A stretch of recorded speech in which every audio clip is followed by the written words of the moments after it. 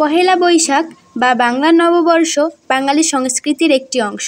জাতি, ধর্ম, বর্ণ নির্বিশেষে সকল বাঙালি এই দিনটি পালন করে থাকেন। পহেলা বৈশাখ বাঙালি জাতির ঐক্য, সংস্কৃতি ও ঐতিহ্যের প্রতীক।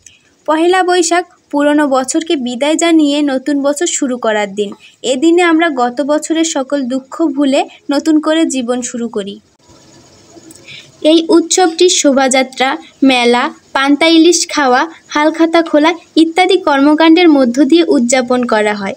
বাংলা নববর্ষের ঐতিহ্যবাহী শুভেচ্ছা বক্তব্য হল শুভ নববর্ষ। বাংলা নববর্ষ পালনের সূচনা হয় মূলত সম্রাট আকবর এর সময় থেকে।